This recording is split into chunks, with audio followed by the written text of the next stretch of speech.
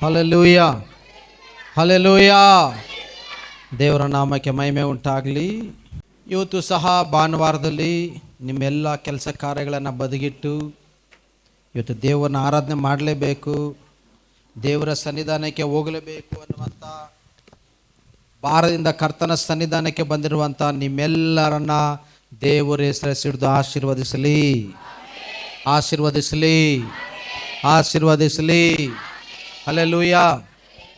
ಭಾಳಷ್ಟು ಜನರು ಭಾಳಷ್ಟು ಕಾರಣಗಳನ್ನು ಕೊಟ್ಟು ಇವತ್ತು ಸಭೆಗೆ ಬರದೆ ನಿಂತೋಗಿರ್ಬೋದು.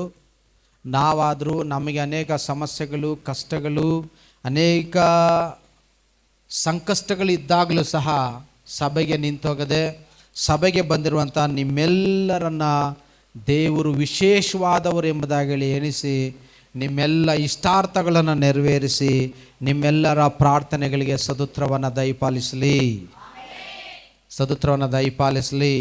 ಈ ವಾರದಲ್ಲಿ ಒಂದು ಪ್ರಸಂಗವನ್ನು ಮಾಡುವ ಅವಕಾಶವನ್ನು ದೇವರು ಒದಗಿಸಿಕೊಟ್ಟಿರೋದಕ್ಕಾಗಿ ದೇವರಿಗೆ ಕೋಟಿ ಸ್ತುತಿ ಸ್ತೋತ್ರಗಳನ್ನು ಸಮರ್ಪಿಸ್ತೇನೆ. ಈ ಪ್ರಸಂಗವನ್ನು ಮಾಡುವಾಗ ನಾವೆಲ್ಲರೂ ಗಮನ ಇಟ್ಟು ಕೇಳಿ ದೇವರ ಆಶೀರ್ವಾದಗಳನ್ನು ನಾವು ಪಡ್ಕೊಳ್ಳೋಣ. ದೇವ್ರ ಚಿತ್ತ ಏನು ಅಂತೇಳಿ ನಾವು ತಿಳ್ಕೊಳ್ಳೋಣ. ಇವತ್ತಿನ ಧ್ಯಾನಕ್ಕಾಗಿ ಆರಿಸ್ಕೊಂಡ ವಾಕ್ಯ ಭಾಗವನ್ನು ನಾವು ಮೊದಲನೇದಾಗಿ ಓದ್ಕೊಳ್ಳೋಣ.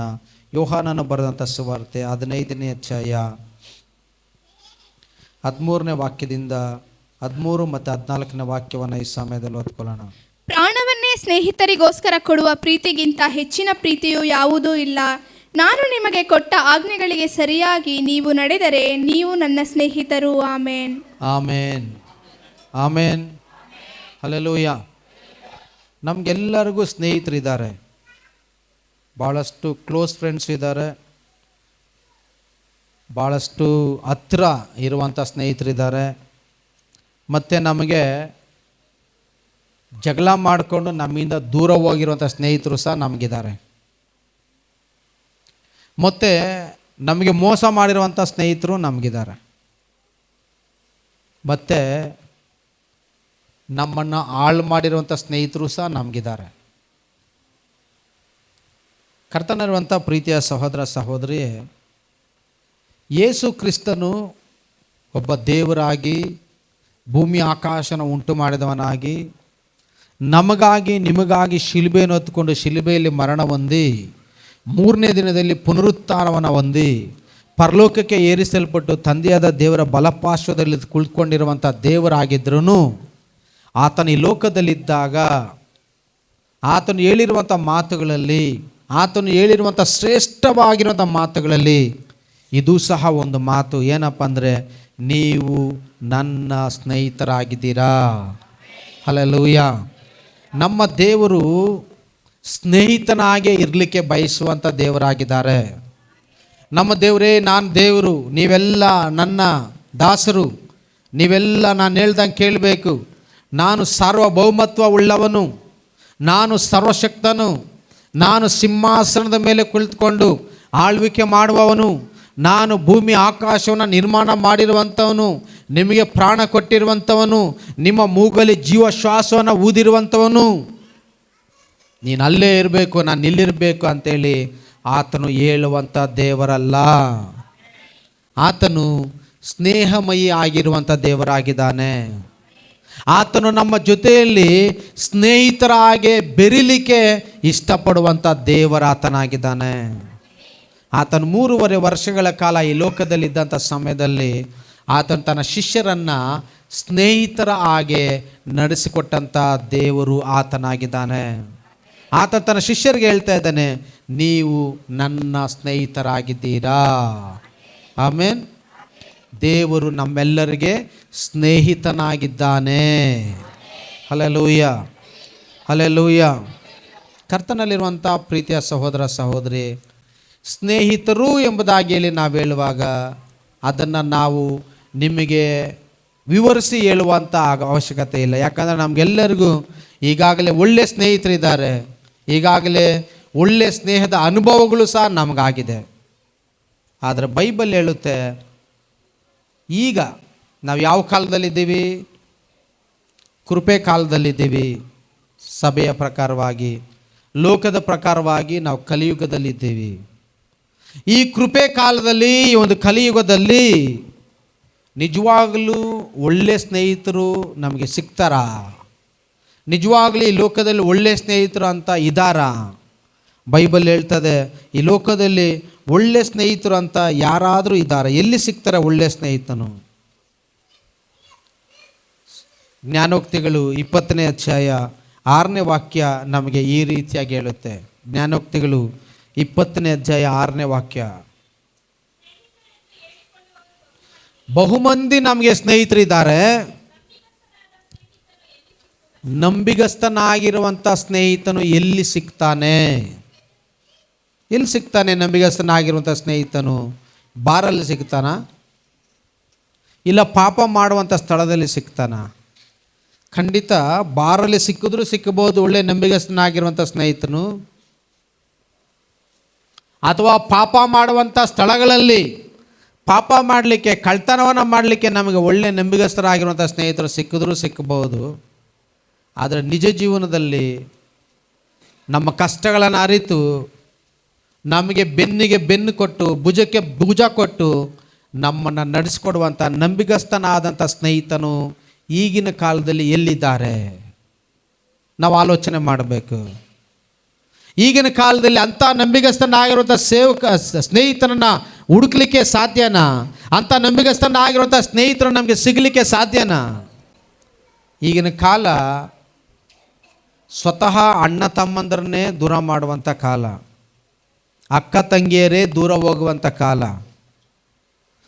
ಇವ್ರು ನನ್ನ ಅಕ್ಕ, ಇವ್ರು ನನ್ನ ತಮ್ಮ, ಇವ್ರು ನನ್ನ ಅಣ್ಣ, ಇವ್ರು ನಮ್ಮ ತಮ್ಮ, ಇವರಿಗೆ ನಾನೇನಾದರೂ ಮಾಡಬೇಕು, ಸಹಾಯ ಮಾಡಬೇಕು ಅನ್ನುವಂಥ ಮನೋಭಾವ ಇಲ್ಲದೇ ಇರುವಂಥ ಕಾಲದಲ್ಲಿ ನಾವು ಜೀವಿಸ್ತಾ ಇದ್ದೀವಿ. ನಮ್ಮ ಸ್ವಂತ ರಕ್ತ ಸಂಬಂಧಿಕರೇ ನಮಗಾಗೋದಿಲ್ಲ, ನಿನ್ನ ಕಷ್ಟಕ್ಕೆ ಸ್ಪಂದಿಸೋದಿಲ್ಲ, ನಿನಗೆ ದುಃಖಕ್ಕೆ ಅವರು ಸ್ಪಂದಿಸೋದಿಲ್ಲ. ಅಂಥ ಭಯಂಕರವಾಗಿರುವಂಥ ಕಾಲದಲ್ಲಿ ನಮಗೆ ಒಳ್ಳೆ ನಂಬಿಗಸ್ತರಾಗಿರುವಂಥ ಸ್ನೇಹಿತರು ಎಲ್ಲಿ ಸಿಗ್ತಾರೆ? ಇತ್ತು ಒಂದು ಕಾಲ, ಹಿಂದಿನ ಕಾಲ ಇತ್ತು. ಸ್ನೇಹಿತರು ಅಂತಂದರೆ ಪ್ರಾಣಕ್ಕೆ ಪ್ರಾಣ ಕೊಡುವಂಥವ್ರು ಇದ್ದರು, ಬೈಬಲಲ್ಲೇ ಇದ್ದರು. ಬೈಬಲಲ್ಲಿ ಅನೇಕ ಒಳ್ಳೊಳ್ಳೆ ಸ್ನೇಹಿತರಿದ್ದರು. ಆದರೆ ಈಗಿನ ಕಾಲದಲ್ಲಿ ಅಂಥ ಒಳ್ಳೆಯ ಸ್ನೇಹಿತರಲ್ಲಿ ಒಬ್ಬರನ್ನೂ ಸಹ ನಾವು ಕಂಡುಹಿಡಲಿಕ್ಕೆ ಸಾಧ್ಯ ಇಲ್ಲ. ಬೈಬಲಲ್ಲಿ ಒಳ್ಳೆ ಸ್ನೇಹಿತರು ಅಂತಂದರೆ ನಮಗೆ ಫಸ್ಟು ಜ್ಞಾಪಕಕ್ಕೆ ಬರೋದು ಯಾರು? ದಾವೀದನು ಯೋನಾತನು. ದಾವೀದನು ಯೋನಾತನು ಇವರಿಬ್ಬರು ಎಂಥ ಒಳ್ಳೆ ಸ್ನೇಹಿತರು ಅಂತಂದರೆ, ಯೋನಾತನು ಬಂದು ರಾಜನ ಮಗ, ಸೌಲನ ಮಗ. ನೆಕ್ಸ್ಟು ಯೋನಾತನೇ ರಾಜನಾಗಬೇಕಾಗಿದ್ದು. ಆದರೆ ದೇವರೇನು ಮಾಡಿದ್ರು? ದಾವೀದನನ್ನು ರಾಜನನ್ನಾಗಿ ಅಭಿಷೇಕ ಮಾಡಿದ್ರು. ಸೌಲನು ಹೊರಟೋದ ಮೇಲೆ ಇನ್ಮೇಲೆ ದಾವೀದನು ರಾಜನು. ಆದರೆ ದಾವೀದನ ಸ್ನೇಹಿತನ ಯಾರು? ಯೋನಾತನು. ಯೋನಾತನನ್ನು ಯಾರು? ನೆಕ್ಸ್ಟ್ ರಾಜನಾಗಬೇಕಾಗಿರುವಂಥವನು. ಯೋನಾತನು ನೆಕ್ಸ್ಟ್ ರಾಜನಾಗಬೇಕಾಗಿದ್ರು ದೇವರು ದಾವೀದನನ್ನು ರಾಜನನ್ನಾಗಿ ಅಭಿಷೇಕ ಮಾಡಿದ್ರೆ ಯೋನಾತನನು ಸ್ವಲ್ಪನೂ ದಾವೀದನ ಮೇಲೆ ಕೋಪ ಮಾಡಿಕೊಳ್ಳಿಲ್ಲ. ನಾವಿಬ್ಬರು ಸ್ನೇಹಿತರು, ನೀನು ಹೆಂಗೆ ರಾಜನಾಗ್ತೀಯ? ನಮ್ಮ ಅಪ್ಪ ರಾಜ, ನಾನು ತಾನೇ ರಾಜನಾಗಬೇಕು. ನೆಕ್ಸ್ಟು ನನ್ನ ಬದಲು ಹೆಂಗೆ ನಿನ್ನನ್ನು ದೇವರು ರಾಜ ಮಾಡ್ತಾರೆ ಅಂಥೇಳಿ ಯೋನಾತನನು ತನ್ನ ತಂದೆ ಜೊತೆಯಲ್ಲಿ ಸೇರಿಕೊಂಡು ದಾವೀದನನ್ನು ಸಾಯಿಸಲಿಕ್ಕೆ ಪ್ರಯತ್ನ ಮಾಡಲಿಲ್ಲ. ಆದರೆ ಸೌಲನು ಪ್ರಯತ್ನ ಮಾಡ್ತಾನೆ, ನನ್ನ ಮಗ ರಾಜನಾಗಬೇಕು, ದೇವರು ದಾವೀದನನ್ನು ಅಭಿಷೇಕ ಮಾಡಿಬಿಟ್ಟಿದ್ದಾರೆ, ನಾನು ದಾವೀದನನ್ನು ಸಾಯಿಸಿಬಿಟ್ರೆ ನನ್ನ ಮಗ ರಾಜ ಆಗ್ತಾನೆ ಅಂಥೇಳಿ ಸೌಲನು ಏನು ಮಾಡ್ತಾನೆ? 3 ಸಾರಿ ದಾವೀದನನ್ನು ಕೊಲ್ಲಬೇಕಂತೇಳಿ ಈಟಿಯನ್ನೇ ಎಸಿತಾನೆ. 3 ಸಾರಿ ದಾವೀದನನ್ನು ಅರಣ್ಯಗಳಲ್ಲೆಲ್ಲ ಹುಡುಕೊಂಡು ಹೋಗ್ತಾನೆ ಅವನನ್ನು ಸಾಯಿಸಬೇಕು ಅಂಥೇಳಿ. ಆದರೆ ಯೋನಾತನನೇನು ಮಾಡ್ತಾನೆ? ದಾವೀದನಿಗೆ ಸಹಾಯ ಮಾಡ್ತಾನೆ. ಏನಂತ? ನಮ್ಮಪ್ಪ ಇಂಥ ಸ್ಥಳಕ್ಕೆ ಬರ್ತಾನೆ, ನಮ್ಮಪ್ಪ ಈ ಕಡೆಯಿಂದ ಬರ್ತಾ ಇದ್ದಾನೆ, ನಮ್ಮಪ್ಪ ಇಂತಿಂಥ ಕಡೆ ಗೂಢಚಾರನ ಇಟ್ಟಿದ್ದಾನೆ, ನೀನು ಹುಷಾರಾಗಿರು ಅಂಥೇಳಿ ದಾವೀದನನ್ನು ಯೋನಾತನು ಕಾಪಾಡ್ತಾನೆ. ಹಲ್ಲೆಲೂಯಾ. ಇಂಥ ಸ್ನೇಹ ಈಗಿನ ಕಾಲದಲ್ಲಿ ಸಿಗುತ್ತಾ ನಮಗೆ? ಇಂಥ ಸ್ನೇಹ ನಮಗೆ ಈ ಲೋಕದಲ್ಲಿ ಕಾಣಲಿಕ್ಕೆ ಸಾಧ್ಯನಾ? ಇಂಥ ಸ್ನೇಹಿತರು ನಿಮಗಿದ್ದಾರಾ? ಅವನಿಗಿಂತ ನೀನು ಒಂದು ಮೆಟ್ಲು ಮೇಲೆ ಏರಿದ್ರೆ ನಿಮ್ಮನ್ನು ಏನಾದರೂ ಮಾಡಿ ಕೆಳಗೆ ಇಳಿಸಬೇಕು ಅಂತೇಳಿ ನಮ್ಮ ಹಿಂದೆಗಡೆ ಕುತಂತ್ರ ಮಾಡುವಂಥ ಸ್ನೇಹಿತರೇ ಭಾಳಷ್ಟು ಜನ ಈ ಲೋಕದಲ್ಲಿ ಇರುವಾಗ ಇಂಥ ಒಳ್ಳೆಯ ಸ್ನೇಹ ನಮಗೆ ಯಾವತ್ತೂ ಸಿಕ್ಕಲ್ಲ.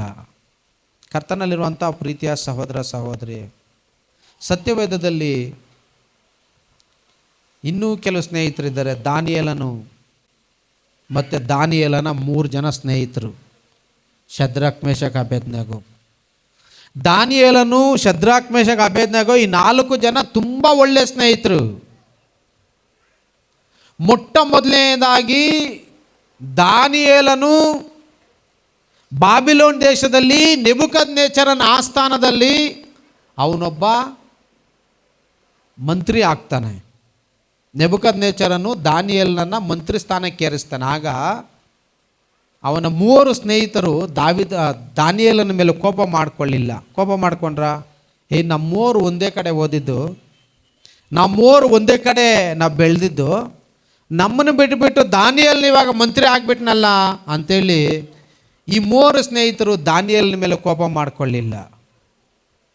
ದಾನಿಯೇಲನು ನೆಬೂಕದ್ನೆಚ್ಚರನ ಆಸ್ಥಾನದಲ್ಲಿ ಒಬ್ಬ ಮಂತ್ರಿ ಆದಾಗಲೂ ಸಹ ಇವರು 4 ಜನ ಸೇರಿ ಒಟ್ಟಾಗಿ ಪ್ರಾರ್ಥನೆ ಮಾಡುವಂಥವರು, ಒಟ್ಟಾಗಿ ಯಾವಾಗಲೂ ಜೊತೆಯಾಗಿ ಪ್ರಾರ್ಥನೆಯಲ್ಲಿ ಒಂದಾಗಿರ್ತಾ ಇದ್ದಂಥವ್ರು ಇವರು.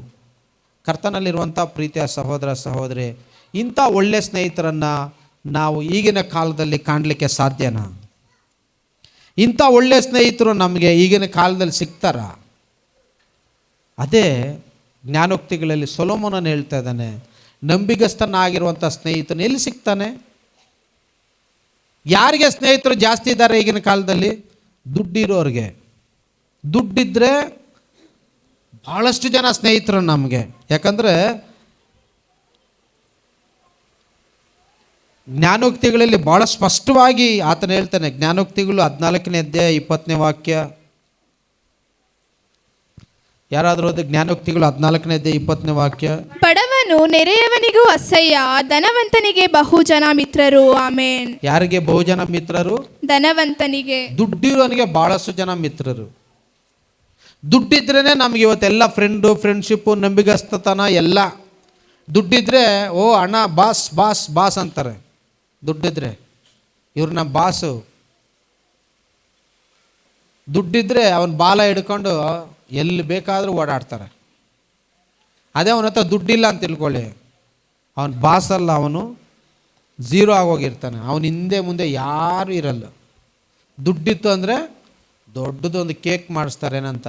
BOSS ಅಂತ. ಏನಂತ ಕೇಕ್ ಮಾಡಿಸ್ತಾರೆ? BOSS ಅಂತ ಹೇಳೋದು ದೊಡ್ಡದು ಕೇಕು. ಇಲ್ಲಿಂದ ಅಲ್ಲಿ ಗಂಟೆ ಇರಬೇಕು, 5 ಅಡಿ. ಆ ಥರ ಕೇಕ್ ಕಟ್ ಮಾಡಿಸ್ತಾರೆ ದುಡ್ಡಿದ್ರೆ. ಅದೇ ದುಡ್ಡಿಲ್ಲ ಅಂತಂದರೆ ಯಾವ ಕೇಕೂ ಇಲ್ಲ, ಯಾವ ಇದೂ ಇಲ್ಲ. ಕರ್ತನಲ್ಲಿರುವಂಥ ಪ್ರೀತಿಯ ಸಹೋದರ ಸಹೋದರಿ, ಇವತ್ತು ಒಳ್ಳೆ ಸ್ನೇಹಿತರನ್ನು ನಾವು ಹುಡುಕ್ಲಿಕ್ಕೆ ಬಹಳ ಕಷ್ಟ. ಅದಕ್ಕೆ 2000 ವರ್ಷಗಳ ಹಿಂದೆ ಯೇಸು ಕ್ರಿಸ್ತನಿಗೆ ತುಂಬ ಚೆನ್ನಾಗಿ ಗೊತ್ತಿತ್ತು, ಒಂದು ಕಾಲ ಬರ್ತದೆ, ಆ ಕಾಲದಲ್ಲಿ ನಂಬಿಗಸ್ತರಾಗಿರುವಂಥ ಸ್ನೇಹಿತರು ಒಬ್ಬರೂ ಇರೋದಿಲ್ಲ. ಅಂಥ ಸಮಯದಲ್ಲಿ ನನ್ನ ಮಕ್ಕಳಿಗೆ ನಾನು ಸ್ನೇಹಿತನಾಗಿರಬೇಕು ಅಂಥೇಳಿ ಆತನು ಆದಿಯಿಂದಲೇ ಸ್ನೇಹಿತನಾಗಿ ನಮ್ಮ ಜೊತೆಯಲ್ಲಿದ್ದಾನೆ. ಹಲ್ಲೆಲೂಯಾ. ಆದಿಯಿಂದಲೇ ಸ್ನೇಹಿತನಾಗಿ ನಮ್ಮ ಜೊತೆಯಲ್ಲಿದ್ದಾನೆ. ಯೇಸು ಕ್ರಿಸ್ತನ ಈ ಲೋಕದಲ್ಲಿದ್ದಾಗ ದಾರಿ ತಪ್ಪಿ ಹೋಗಿರುವಂಥ ಒಬ್ಬ ಹುಡುಗನ ಕಥೆಯನ್ನು ಹೇಳ್ತಾರೆ. ದಾರಿ ತಪ್ಪಿ ಹೋಗಿರೋ ಮಗನ ಬಗ್ಗೆ. ಒಂದು ತಂದೆಗೆ 2 ಮಕ್ಕಳಿರ್ತಾರೆ. ದೊಡ್ಡ ಮಗ ತನ್ನ ತಂದೆ ಹೇಳ್ಕೊಂಡು ಕೇಳ್ಕೊಂಡಿರ್ತಾನೆ. ಚಿಕ್ಕ ಮಗ ಏನು ಮಾಡ್ತಾನೆ? ತನ್ನ ತಂದೆ ಆಸ್ತಿಯ ಪಾಲನ್ನು ಕೇಳ್ತಾನೆ. ನಾನು ಬರಬೇಕಾದಂಥ ಆಸ್ತಿಯನ್ನು ಕೊಡು ಅಂತೇಳಿ ಆಸ್ತಿಯನ್ನು ತಗೊಂಡು ಅವನೇನು ಮಾಡ್ತಾನೆ? ಮಾರಿಬಿಟ್ಟು ದುಡ್ಡು ತಗೊಂಡು ಅವನು ಭಾಳ ದೂರ ದೇಶಕ್ಕೆ ಹೊರಟೋಗ್ತಾನೆ. ಭಾಳ ದೂರ ದೇಶಕ್ಕೆ ಹೊರಟೋಗಿ ಅವನೊಬ್ಬನೇ ಹೋಗ್ತಾನೆ. ಭಾಳ ದೂರ ದೇಶಕ್ಕೆ ಅವನ ಜೊತೆಯಲ್ಲಿ ಸ್ನೇಹಿತರನ್ನೂ ಕರ್ಕೊಂಡು ಹೋಗ್ತಾನೆ. ಸ್ನೇಹಿತರೆಲ್ಲ ಹೋಗ್ತಾರೆ ಅವನ ಜೊತೆಯಲ್ಲಿ. ಅವನ ಹತ್ರ ದುಡ್ಡು ಜಾಸ್ತಿ ಇದೆ, ಒಂದು ಬ್ಯಾಗ್ ತುಂಬ. ಆ ದುಡ್ಡೆಲ್ಲ ಖಾಲಿ ಮಾಡೋಗಂಟ ಮಜಾ ಮಾಡ್ತಾರೆ. ಚೆನ್ನಾಗಿ ಕುಡಿತಾರೆ, ಚೆನ್ನಾಗಿ ತಿಂತಾರೆ, ಚೆನ್ನಾಗಿ ಅವ್ರು ಎಂಜಾಯ್ ಮಾಡ್ತಾರೆ. ದುಡ್ಡೆಲ್ಲ ಖಾಲಿ ಆಗೋಗುತ್ತೆ. ಬರಗಾಲ ಬಂದುಬಿಡ್ತದೆ, ತಿನ್ನೋದು ಕೂಟ ಸಿಕ್ಕಲ್ಲ. ಇವನ ಹತ್ರ ದುಡ್ಡಿಲ್ಲ. ಸ್ನೇಹಿತರೆಲ್ಲ ಏನು ಮಾಡ್ತಾರೆ? ಒಬ್ಬೊಬ್ಬರೇ ಅವ್ರ ಮನೆಗೆ ವಾಪಸ್ ಹೊರಟೋಗ್ತಾರೆ. ಈಗ ಇವನು ಅವ್ರ ಅಪ್ಪನ ಹತ್ರ ಹೋಗೋಕ್ಕಾಗಲ್ಲ. ಯಾಕೆ ಹೋಗೋಕ್ಕಾಗಲ್ಲ? ಇವ್ರ ಅಪ್ಪನ ಹತ್ರ ಇವನ್ನೆಲ್ಲ ದುಡ್ಡು ಇಸ್ಕೊಂಡು ಇವನ ಆಸ್ತಿ ಎಲ್ಲ ಈಸ್ಕೊಂಡು ಬಂದುಬಿಟ್ಟಿದ್ದಾನೆ. ಮನೇನೂ ಇಲ್ಲ, ಏನೂ ಇಲ್ಲ, ಇವನ ಪಾಕಕ್ಕೆ ಏನೂ ಇಲ್ಲ. ಹೆಂಗೆ ಹೋಗೋದು ಮನೆಗೆ? ಅವಾಗ ಅವನು ಯೋಚನೆ ಮಾಡ್ತಾನೆ, ನಮ್ಮ ಅಪ್ಪನ ಹತ್ರ ಹೋಗೋಕ್ಕಾಗಲ್ಲ, ಎಲ್ಲಾದರೂ ಕೆಲಸ ಮಾಡಿ ಜೀವನ ಮಾಡೋಣ ಅಂತೇಳಿ ಕೆಲಸ ಹುಡುಕಿದ್ರೆ ಕೆಲಸ ಸಿಕ್ಕಲ್ಲ. ಏನು ಕೆಲಸ ಸಿಗುತ್ತೆ ಅವನಿಗೆ? ಏನು ಕೆಲಸ ಸಿಗುತ್ತೆ ಅವನಿಗೆ? ಹಂದಿಗಳು ಮೇಯಿಸೋ ಕೆಲಸ ಸಿಗುತ್ತೆ. ಒಂದು ಕಾಲದಲ್ಲಿ ರಾಜನಾಗಿ, ಧನವಂತನಾಗಿ, ಐಶ್ವರ್ಯವಂತನಾಗಿ ಮೆರೆದಂಥವನು ತನ್ನ ಸ್ನೇಹಿತರನ್ನ ನಂಬಿ ಹಾಳಾಗಿ ಹೋದ. ಇವಾಗ ಹಂದಿ ಮೇಯಿಸೋದಕ್ಕೆ ಹೋಗ್ತಾ ಇದ್ದಾನೆ. ಹಂದಿ ಕುರಿ ಮೇಯ್ಸಕ್ಕೆ ಹೋಗಿದ್ರು ಒಂಥರ ಇದ್ಬಿಡೋದು, ಹಂದಿ ಮೇಯಿಸೋದಕ್ಕೆ ಹೋಗ್ತಾ ಇದ್ದಾನೆ ಇವನು. ಹಂದಿ ಮೇಯ್ಸಕ್ಕೆ ಹೋಗ್ತಾನೆ. ಹಂದಿಗಳು ಮೇಯಿಸುವಾಗಲೂ ಇವನಿಗೆ ಊಟ ಇಲ್ಲ. ಇವನೇನು ಮಾಡ್ತಾನೆ ಅವಾಗ? ಹಂದಿ ತಿನ್ನೋ ಊಟನ ತಿನ್ನೋಣ ಅಂತ ಹೋಗ್ತಾನೆ. ಎಂಥ ಭಯಂಕರವಾಗಿರುವಂಥ ಪರಿಸ್ಥಿತಿ ಅಲ್ವಾ? ಯಾರಿಂದ ಈ ಪರಿಸ್ಥಿತಿ ಬಂದಿದ್ದು? ಸ್ನೇಹಿತರಿಂದ. ಹಂದಿ ತಿನ್ನುವಂಥ ಊಟ, ನೀವು ಯೋಚನೆ ಮಾಡಿ ಹಂದಿ ಏನೇನು ಊಟ ತಿಂತದೆ ಅಂತೇಳಿ. ಹಂದಿ ತಿನ್ನುವ ಊಟವನ್ನು ಇವನು ತಿನ್ನಲಿಕ್ಕೆ ಹೋದಾಗ ಅವ್ರ ಯಜಮಾನನ ಅದನ್ನು ನೋಡಿ ಕೋಪ ಮಾಡಿಕೊಂಡು, ಹಂದಿಗಳಿಗೆ ಊಟ ಕೊಟ್ಟರೆ ಹಂದಿ ಊಟ ನೀನು ತಿಂತಾ ಇದೆಯೇನ ಅಂತೇಳಿ ಅವನನ್ನು ಕೆಲಸದಿಂದ ತೆಗೆದಾಕ್ತಾನೆ. ಇಂಥ ಒಂದು ಭಯಂಕರವಾಗಿರುವಂಥ ಪರಿಸ್ಥಿತಿಯಲ್ಲಿ ಇವತ್ತು ಸ್ನೇಹಿತರನ್ನು ನಂಬಿಕೊಂಡಿರುವಂಥವರು ಹಾಳಾಗಿ ಹೋಗಿರುವಂಥ ಎಷ್ಟೋ ಉದಾಹರಣೆಗಳು ಇವತ್ತು ನಮ್ಮ ಮಧ್ಯದಲ್ಲಿದ್ದಾವೆ. ಕರ್ತನಲ್ಲಿರುವಂಥ ಪ್ರೀತಿಯ ಸಹೋದರ ಸಹೋದರಿ, ನಮ್ಗನ್ನಿಸ್ತದೆ ನನ್ನ ಸ್ನೇಹಿತನು ನನಗೆ ಒಳ್ಳೆಯದನ್ನೇ ಹೇಳ್ತಾ ಇದ್ದಾನೆ, ಅವನು ನನಗೆ ಒಳ್ಳೆಯದನ್ನೇ ಮಾಡ್ತಾನೆ ಅಂತ ನಮ್ಗನ್ನಿಸ್ತದೆ. ಇಲ್ಲ, ಅವನು ಹಿಂದೆಗಡೆ ವಿಷ ಇದೆ ಅಂತ ನಮಗೆ ಗೊತ್ತಾಗೋಷ್ಟೊತ್ತಿಗೆ ನಾವು ಹಾಳಾಗ್ಬಿಟ್ಟಿರ್ತೀವಿ. ನಮ್ಮ ಸ್ನೇಹಿತರನ್ನು ನಾವು ಭಾಳಷ್ಟು ನಂಬಿರ್ತೀವಿ. ಯಾರಾದರೂ ನಿಮ್ಮ ಸ್ನೇಹಿತರ ಬಗ್ಗೆ ಒಂದು ಮಾತು ಹೇಳಿದ್ರೆ ಸಾಕಿ, ಅವನು ಸರಿ ಇಲ್ಲ ಕಣೋ, ಅವನ ಜೊತೇಲಿ ಹೋಗಬೇಡ ಅಂತಂದರೆ ಅವನು ಹೇಳ್ತಾನೆ, ನಿನಗೇನು ಗೊತ್ತು ನನ್ನ ಫ್ರೆಂಡ್ ಬಗ್ಗೆ? ನನ್ನ ಫ್ರೆಂಡ್ ಬಗ್ಗೆ ನನಗೆ ಗೊತ್ತು. ನನ್ನ ಫ್ರೆಂಡು ನನಗೆ ಹೆಂಗೆ ಪ್ರಾಣ ಕೊಡ್ತೆ ಅಂತ ನನಗೆ ಗೊತ್ತು, ನಿಮಗೇನು ಗೊತ್ತು ಅಂತ ಹೇಳ್ತಾರೆ. ಕರ್ತನಲ್ಲಿರುವಂಥ ಪ್ರೀತಿಯ ಸಹೋದರ ಸಹೋದರಿ, ಇವತ್ತೆಂತೆಂತೋ ಒಳ್ಳೆಯ ಸ್ನೇಹಿತರು ಇವತ್ತು ದೂರ ಆಗಿರುವಂಥ ಎಷ್ಟೋ ಉದಾಹರಣೆಗಳಿದ್ದಾವೆ. ಚೆಡ್ಡಿ ದೋಸ್ತುಗಳಾಗಿ ಒಂದೇ ತಟ್ಟೆಯಲ್ಲಿ ಊಟ ಮಾಡಿರುವಂಥವರು ಸಹ ಈಗ ದೂರ ಆಗಿರುವಂಥ ಎಷ್ಟೋ ಉದಾಹರಣೆಗಳಿದ್ದಾವೆ. ಅದಕ್ಕೆ ದೇವರೇನು ಮಾಡ್ತಾರೆ? ಇಂಥ ಒಂದು ಕೆಟ್ಟ ಪ್ರಪಂಚದಲ್ಲಿ ನನ್ನ ಮಕ್ಕಳು ಜೀವಿಸೋದಾದರೆ ನಾನು ಇವರಿಗೊಬ್ಬ ಸ್ನೇಹಿತನಾಗಿರಬೇಕು ಅಂತೇಳಿ ಆತನು ನಮಗೆ ಸ್ನೇಹಿತನಾಗಿದ್ದಾನೆ. Hallelujah, hallelujah. ಸ್ನೇಹಿತನೂ ಆತನೇ, ಸ್ನೇಹಿತೆಯೂ ಆತನೇ. ಸ್ನೇಹಿತ ಅಂದರೆ ಆತನು ಗಂಡು ಮಕ್ಕಳಿಗೆ ಮಾತ್ರ ದೇವರಾಗಿರ್ತಾನೆ, ಗಂಡು ಮಕ್ಕಳಿಗೆ ಮಾತ್ರ ಸ್ನೇಹಿತನಾಗಿರ್ತಾನೆ ಅಂತಲ್ಲ. ಆತನು ಗಂಡು ಮಕ್ಕಳಿಗೂ ಸ್ನೇಹಿತನಾಗಿ, ಹೆಣ್ಣು ಮಕ್ಕಳಿಗೂ ಸಹ ಸ್ನೇಹಿತೆಯಾಗಿ ಆತನು ಜೊತೆಯಾಗಿರುವಂಥ ದೇವರಾಗಿದ್ದಾರೆ. ಆಮೇನ್. ಬೈಬಲಲ್ಲಿನೂ ಹಳೆ ಒಡಂಬಡಿಕೆಯಲ್ಲಿಯೇ ಆತನು ಸ್ನೇಹಿತನಾಗಿದ್ದ. ಹಳೆ ಒಡಂಬಡಿಕೆಯಲ್ಲಿಯೇ. ಹೊಸ ಒಡಂಬಡಿಕೆಯಲ್ಲಿ ಆತನ ತನ್ನ ಶಿಷ್ಯರಿಗೆ ನೀವು ನನ್ನ ಸ್ನೇಹಿತರು ಅಂತ ಹೇಳಿದ್ದು. ಹಳೆ ಒಡಂಬಡಿಕೆಯಲ್ಲಿ ಸ್ನೇಹಿತರ ಥರ ಆತನು ತನ್ನ ಜನರ ಜೊತೆಯಲ್ಲಿದ್ದರು.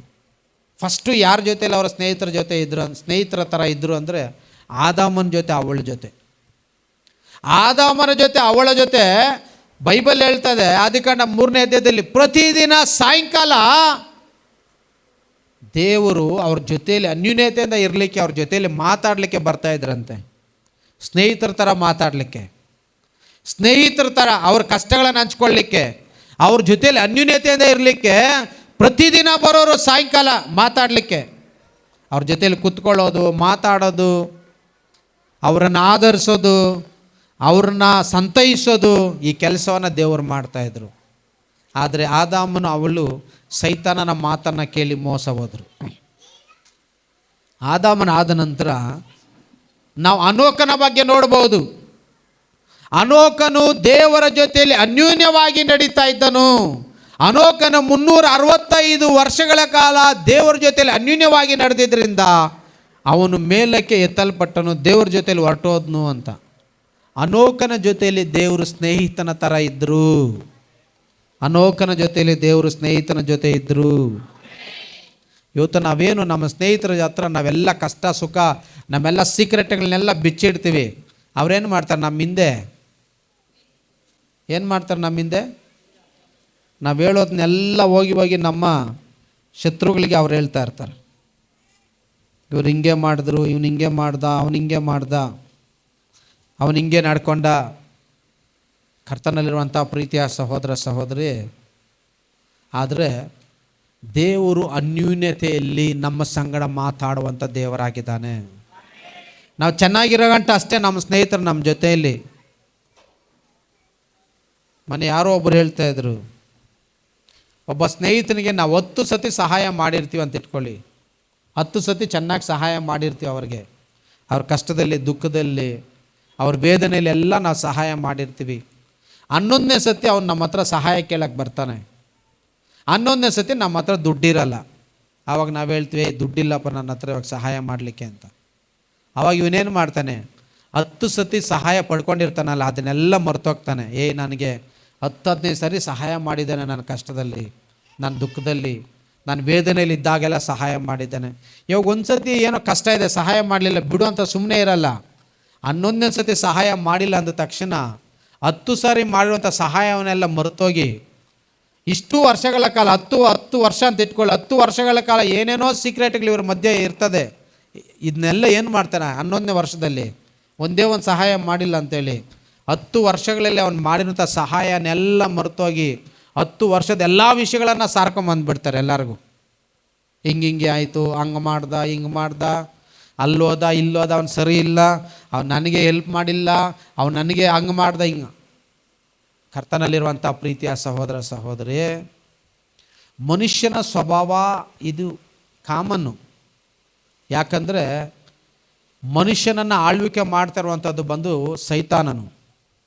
ಆದರೆ ಮನುಷ್ಯನ ಸ್ವಭಾವ ಕಾಮನ್ ಆಗಿರೋದ್ರಿಂದ ದೇವ್ರು ಹೇಳ್ತಾ ಇದ್ದಾರೆ, ನೀವು ನನ್ನ ಸ್ನೇಹಿತರು, ನನ್ನ ಹತ್ರ ಸ್ನೇಹ ಮಾಡಿ, ನಾನು ನಿಮಗೆ ನಂಬಿಗಸ್ತನಾದ ಸ್ನೇಹಿತನಾಗಿರ್ತೇನೆ, ನಾನು ನಿಮ್ಮ ಜೊತೆಯಲ್ಲಿ ಅನ್ಯೂನ್ಯವಾಗಿರ್ತೇನೆ, ನಾನು ನಿನ್ನ ಎಲ್ಲ ಕಷ್ಟ ದುಃಖ ವೇದನೆಗಳಲ್ಲಿ ನಾನು ನಿನಗೆ ಭುಜವನ್ನು ಕೊಡ್ತೀನಿ ಅಂತ ದೇವರು ನೀವು ನನ್ನ ಸ್ನೇಹಿತರು ಅಂತ ಹೇಳಿದ್ದಾರೆ.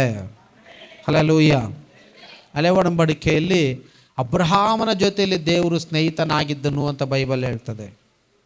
ಅಬ್ರಹಾಮನ ಜೊತೆಯಲ್ಲಿ ಯಾವ ರೀತಿಯಲ್ಲಿ ದೇವರು ಮಾತಾಡ್ತಾ ಇದ್ರು, ಸೊದೋಮ್ ಗೊಮೋರ ಪಟ್ಟಣವನ್ನು ನಾಶ ಮಾಡುವಾಗ ದೇವರು ಅಬ್ರಹಾಮನ ಜೊತೆಯಲ್ಲಿ ಬಂದು ಮಾತಾಡ್ತಾರೆ. ಏನಂತ, ನಾನು ಸೊದೋಮ್ ಗೊಮೋರ ಪಟ್ಟಣವನ್ನು ನಾಳೆ ಬೆಂಕಿಗೆ ಆಹುತಿ ಮಾಡ್ತಾ ಇದ್ದೀನಿ.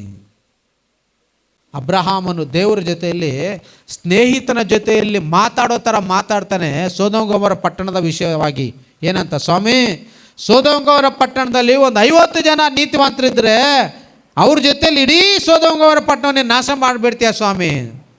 ದೇವ್ರು ಹೇಳ್ತಾರೆ, ಇಲ್ಲ, ನಾನು ನಾಶ ಮಾಡಲ್ಲ. ಆಗ ಅಬ್ರಹಾಮನು ಹೇಳ್ತಾನೆ, ಸ್ವಾಮಿ 40 ಜನ, ಸ್ವಾಮಿ 30 ಜನ, 20 ಜನ, 15 ಜನ, 10 ಜನ, 5 ಜನ ಅಂತ ಇಷ್ಟು ಸಾರಿ ದೇವ್ರ ಹತ್ರ ಆ ಥರ ಮಾತಾಡ್ತಾನೆ, ಮತ್ತೆ ಮತ್ತೆ ಮಾತಾಡ್ತಾನೆ.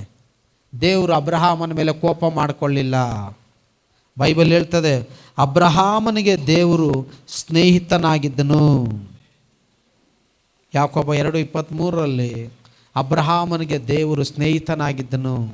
ಕರ್ತನಲ್ಲಿರುವಂಥ ಪ್ರೀತಿಯ ಸಹೋದರ ಸಹೋದರಿ, ನಮ್ಮ ದೇವರು ನಮ್ಮ ಜೊತೆಯಲ್ಲಿ ಸ್ನೇಹಿತರಾಗಿ ಸ್ನೇಹವನ್ನು ಮಾಡಲಿಕ್ಕೆ ಆತನು ಬಯಸುವಂಥ ದೇವರಾಗಿದ್ದಾರೆ. ಸ್ನೇಹವನ್ನು ಮಾಡಲಿಕ್ಕೆ ಆತನು ಬಯಸುವಂಥ ದೇವರಾಗಿದ್ದಾರೆ. ಬೈಬಲಲ್ಲಿ ದೇವರು ಮೋಶೆಯ ಸ್ನೇಹಿತನಾಗಿದ್ದರು ಅಂತ ಬರೆಯಲ್ಪಟ್ಟಿದೆ. ಬೈಬಲಲ್ಲಿ ಮೋಶೆ ಜೊತೆಯಲ್ಲಿ ಸ್ನೇಹಿತನು ಮಾತನಾಡುವಾಗೆ ದೇವರು ಮೋಶೆ ಸಂಗಡ ಮಾತಾಡ್ತಾ ಇದ್ರಂತೆ. ಇಂಥ ಒಳ್ಳೆಯ ಸ್ನೇಹಿತರು ಎಲ್ಲಿ ನಮಗೆ ಸಿಗ್ತಾರೆ? ವಿಮೋಚನ ಕಾಂಡ 33ನೇ ಅಧ್ಯಾಯದಲ್ಲಿ 11ನೇ ವಾಕ್ಯದಲ್ಲಿ ದೇವರ ವಾಕ್ಯ ಹೇಳ್ತದೆ, ದೇವರು ಮೋಶೆ ಜೊತೆಯಲ್ಲಿ ಸ್ನೇಹಿತನಾಗಿ ದೇವರು ಮಾತಾಡ್ತಾ ಇದ್ರು. ಕರ್ತನಲ್ಲಿರುವಂಥ ಪ್ರೀತಿಯ ಸಹೋದರ ಸಹೋದರಿ, ನಮ್ಮ ದೇವರು ನಮ್ಮ ಜೊತೆಯಲ್ಲಿ ಸ್ನೇಹಿತನಾಗಿರಲಿಕ್ಕೆ ಬಯಸ್ತಾನೆ ಹೊರತು ನೀವು ದಾಸರಾಗಿರಬೇಕು, ನಾನು ರಾಜನಾಗಿರಬೇಕು, ನಾನು ನಿಮ್ಮನ್ನು ಆಳ್ವಿಕೆ ಮಾಡಬೇಕು ಅಂತ ಆತನ ಬಯಸುವಂಥವನಲ್ಲ. ಸ್ನೇಹಿತರಾಗಿ ಪ್ರೀತಿಯಲ್ಲಿ, ಅನ್ಯೂನ್ಯತೆಯಲ್ಲಿ ಸಂತೋಷವನ್ನು ಕೊಡ್ತಾ, ಸಮಾಧಾನವನ್ನು ಕೊಡ್ತಾ, ನಮ್ಮನ್ನು ನಗಿಸ್ತಾ ನಮ್ಮ ಜೊತೆಯಲ್ಲಿ ವಾಸಿಸಲಿಕ್ಕೆ ಆತನು ಬಯಸುವಂಥ ದೇವರಾಗಿದ್ದಾನೆ. ಯೇಸು ಕ್ರಿಸ್ತನ ಜೊತೆಯಲ್ಲಿ ನೀವು ಸ್ನೇಹವನ್ನು ಬೆಳೆಸಿ. ಲೋಕದ ಜೊತೆಯಲ್ಲಿ ಸ್ನೇಹವನ್ನು ಮಾಡಬೇಡಿ. ಲೋಕ ನಮಗೆ ಮೋಸ ಮಾಡುವಂಥದ್ದಾಗಿದೆ. ಲೋಕ ನಮ್ಮನ್ನು ನರಕಕ್ಕೆ ತಳ್ಳುವಂಥದ್ದಾಗಿದೆ. ಯಾಕೋಬ 4ನೇ ಅಧ್ಯಾಯ 4ನೇ ವಾಕ್ಯ ನಮಗೆ ಈ ರೀತಿಯಾಗಿ ಹೇಳುತ್ತೆ. ಯಾರಾದರೂ ಯಾಕೋಬ 4:4 ಓದಿ.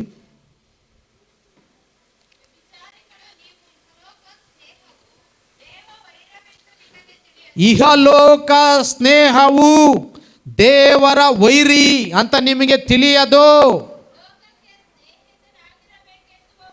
ನೀವು ಲೋಕಕ್ಕೆ ಸ್ನೇಹಿತರಾಗಿರಬೇಕು. ಲೋಕದ ಜನರ ಜೊತೆ ನಾನು ಸ್ನೇಹ ಮಾಡಬೇಕು ಅಂದರೆ ನಿಮ್ಮನ್ನು ನೀವು ದೇವರಿಗೆ ವಿರೋಧಿಗಳನ್ನಾಗಿ ಮಾಡ್ಕೊಳ್ತೀರಾ. ಹಲ್ಲೆಲೂಯ.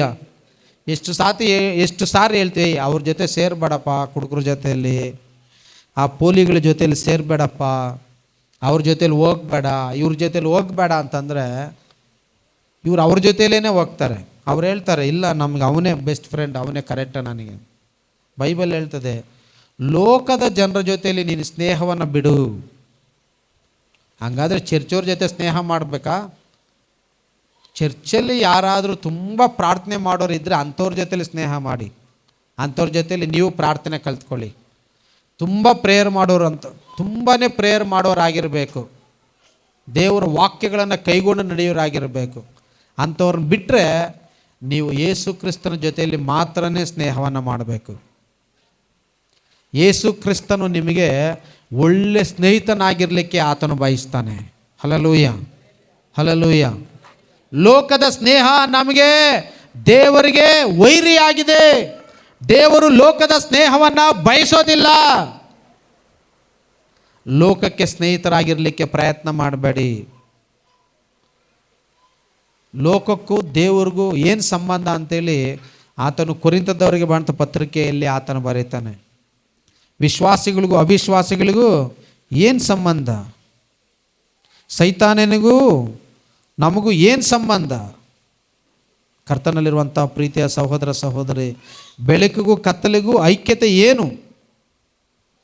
2 ಕೊರಿಂಥ 6ನೇ ಅಧ್ಯಾಯ 14-15 ಆತನು ಹೇಳ್ತಾನೆ.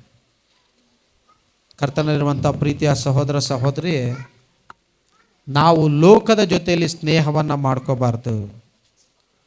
ನಾವು ಲೋಕದ ಜೊತೆಯಲ್ಲಿ ನಾವು ಸ್ನೇಹದಿಂದ ಇರಬಾರ್ದು ಅಂತ ಬೈಬಲ್ ಭಾಳಷ್ಟು ಸ್ಪಷ್ಟವಾಗಿ ನಮಗೆ ಅದು ಹೇಳ್ತದೆ. ನಾವು ರೋಮಪುರಕ್ಕೆ ಬಂದ ಪತ್ರಿಕೆ 12ನೇ ವಾಕ್ಯದಲ್ಲಿ ಇಹಲೋಕದ ನಡವಳಿಕೆಯನ್ನು ಅನುಸರಿಸದೆ ನೂತನ ಮನಸ್ಸನ್ನು ಹೊಂದಿಕೊಂಡು ನೂತನವಾಗಿರ್ರಿ ಅಂತ ಬೈಬಲ್ ಹೇಳ್ತದೆ. ಹಲ್ಲೆಲೂಯ. ಕೇಳಿಸ್ಕೊಳ್ತಾ ಇದ್ದೀರಾ? ಎಲ್ಲರೂ ಕೇಳಿಸ್ಕೊಳ್ತಾ ಇದ್ದೀರಾ? ಸ್ನೇಹವನ್ನು ಸೈತಾನನು ಏನು ಮಾಡಿಬಿಟ್ಟಿದ್ದಾನೆ ಅಂತಂದರೆ ಫೆವಿಕ್ವಿಕ್ ಥರ ಮೆತ್ತಿಸ್ಬಿಟ್ಟಿದ್ದಾನೆ ಕೆಲವರಿಗೆ. ನಾವು ಎಷ್ಟು ಹೇಳಿದ್ರು ಅವ್ರು ಕೇಳಲ್ಲ. ಇಲ್ಲ, ಅವನೇ ನನ್ನ ಫ್ರೆಂಡ್, ಅವನೇ ನನ್ನ ಫ್ರೆಂಡು ಅಂತ.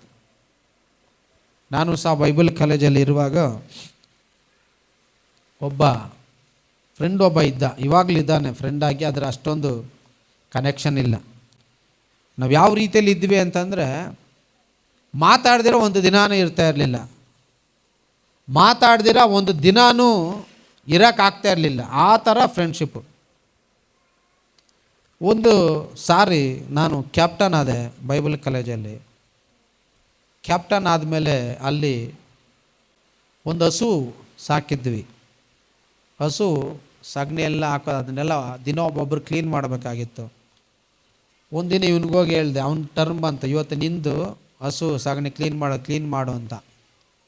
ಅವತ್ತು ಒಂದು ದಿನ ಭಯಂಕರವಾಗಿರುವಂಥ ಜಗಳ, ಹಸು ಸಗಣಿ ಕ್ಲೀನ್ ಮಾಡೋಕ್ಕೆ.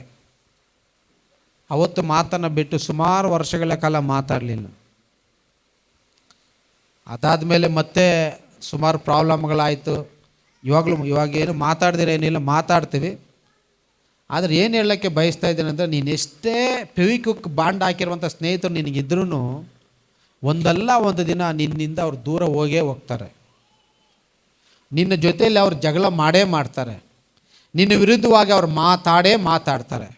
ಅದಕ್ಕೆ ಮನುಷ್ಯರ ಜೊತೆಯಲ್ಲಿ ಸ್ನೇಹವನ್ನು ಮಾಡೋದಕ್ಕಿಂತ ಅನೋಕನ ಹಾಗೆ, ಅಬ್ರಹಾಮನ ಹಾಗೆ, ಮೋಶೆಯ ಹಾಗೆ ನಾವು ದೇವರ ಜೊತೆಯಲ್ಲಿ ಸ್ನೇಹವನ್ನು ಮಾಡಬೇಕು. ದೇವರ ಜೊತೆಲಿ ಅನ್ಯೂನ್ಯತೆಯಿಂದ ಇರಬೇಕು. ಲೋಕದವರ ಸ್ನೇಹ ಬೇಡ. ಅವನು ನನ್ನ ಕ್ರಿಕೆಟ್ ಫ್ರೆಂಡು, ಇವು ನನಗೆ ವಾಲಿಬಾಲ್ ಫ್ರೆಂಡು, ಅವನು ನನಗೆ ಕುಡಿಯೋದಕ್ಕೆ ಫ್ರೆಂಡು, ಇವು ನನ್ನ ಗಾಡಿಯಲ್ಲಿ ಕರ್ಕೊಂಡು ಹೋಗ್ತಾನೆ, ಕಬಾಬ್ ಕೊಡಿಸ್ತಾನೆ. ಇಲ್ಲ, ಇವತ್ತು ಯಾರೇ ಗಾಡಿಯಲ್ಲಿ ಕರ್ಕೊಂಡೋಗಿ ಕಬಾಬ್ ಕೊಡಿಸಿದ್ರು, ಆ ಕಬಾಬ್ ಕೊಡಿಸಿ ನಿನ್ನನ್ನು ಚೆನ್ನಾಗಿ ಕುಡಿಸಿ ಇವತ್ತು ತೋಪುಗಳಲ್ಲಿ ಕರ್ಕೊಂಡೋಗಿ ಮೈದಾನದಲ್ಲಿ ಕರ್ಕೊಂಡೋಗಿ ಸಾಕಿರುವಂಥ ಎಷ್ಟೋ ಉದಾಹರಣೆಗಳಿದ್ದಾವೆ ಇವತ್ತು. ಸ್ನೇಹಿತರಿಬ್ಬರು ಹೊಡೆದಾಡ್ಕೊಂಡು ಜಗಳ ಆಡಿಕೊಂಡು ಒಬ್ಬನ ತಲೆ ಮೇಲೆ ಇನ್ನೊಬ್ಬನ ಕಲ್ಲೆತ್ತಿ ಹಾಕಿರುವಂಥ ಉದಾಹರಣೆಗಳು ಇವತ್ತಿದ್ದಾವೆ. ಆದ್ದರಿಂದ ನಾವು ದೇವರ ಜೊತೆಯಲ್ಲಿ ಸ್ನೇಹವನ್ನು ಬಯಸೋಣ. ಯಾರನ್ನ ದೇವರು ಸ್ನೇಹಿತರನ್ನಾಗಿ ಮಾಡ್ಕೊಳ್ತಾರೆ ಅನ್ನೋದೇ ಭಾಳ ಇಂಪಾರ್ಟೆಂಟ್. ಇವಾಗ ನಾವು ದೇವ್ರ ಜೊತೆಯಲ್ಲಿ ಸ್ನೇಹವನ್ನು ಮಾಡ್ಬೋದು, ಆದರೆ ಯಾವಾಗ ದೇವರು ನಮ್ಮ ಜೊತೆಯಲ್ಲಿ ಸ್ನೇಹ ಮಾಡ್ತಾರೆ?